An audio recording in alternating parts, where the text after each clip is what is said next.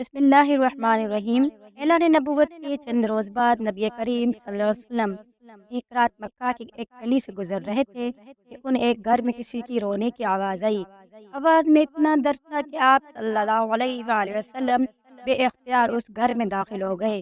دیکھا تو ایک نوجوان جو کہ حبشی معلوم ہوتا ہے چکی پیس رہا ہے اور زاروں قطع رو رہا ہے۔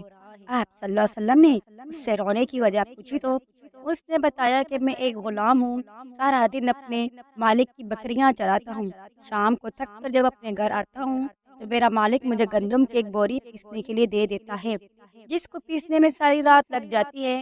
میں اپنی قسمت پر رو رہا ہوں کہ میری بھی کیا قسمت ہے، میں بھی تو ایک گوشت پوست کا انسان ہوں، میرا جسم بھی آرام مانگتا ہے، مجھے بھی نیند ستاتی ہے، لیکن میرے مالک کو مجھ پر ذرا بھی ترس نہیں آتا۔ کیا میرے مقدر میں ساری عمر اس طرح رو رو کے زندگی گزارنا لکھا ہے؟ نبی کریم صلی اللہ علیہ وآلہ وسلم نے فرمایا کہ میں تمہارے مالک سے کہہ کر تمہاری مشقت کو کم نہیں کروا سکتا، کیونکہ وہ میری بات نہیں مانے گا۔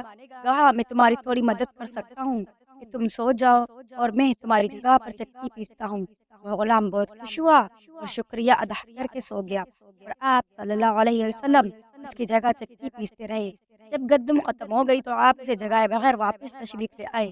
دوسرے دن پھر آپ وہاں تشریف لے گئے اور اس غلام کو سلا کر اس کی جگہ چکی پیستے رہے۔ تیسرے دن بھی یہی ماجرا ہوا کہ آپ اس غلام کی جگہ ساری رات چکی پیستے اور صبح کو خاموشی سے اپنے گھر تشریف لے آتے۔ چوتھی رات جب آپ وہاں گئے تو اس غلام نے کہا کہ اللہ کے بندے، آپ کون ہو اور میرا اتنا خیال کیوں کر رہے ہو؟ ہم غلاموں سے کسی نہ کسی کو کوئی ڈر ہوتا ہے اور نہ ہی کوئی فائدہ، تو پھر آپ یہ سب کچھ کس لیے کر رہے ہیں؟ آپ صلی اللہ علیہ وسلم نے فرمایا کہ میں یہ سب انسان ہمدردی کے تحت کر رہا ہوں، اس کے علاوہ مجھے تم سے کوئی غرض نہیں۔ اس غلام نے کہا کہ آپ کون ہو؟ نبی کریم صلی اللہ علیہ وسلم نے فرمایا کیا تمہیں علم ہے کہ مکہ میں ایک شخص نے نبوت کا دعویٰ کیا ہے؟ اس غلام نے کہا ہاں میں نے سنا ہے کہ ایک شخص جس کا نام محمد ہے اپنے آپ کو اللہ کا نبی کہتا ہے۔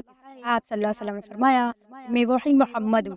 یہ سن کر اس غلام نے کہا کہ اگر آپ ہیں وہ نبی تو مجھے اپنا کلمہ پڑھائیے، کیونکہ اتنا شفیق اور مہربان کوئی نبی نہیں ہو سکتا جو غلاموں کا بھی اس قدر خیال رکھے۔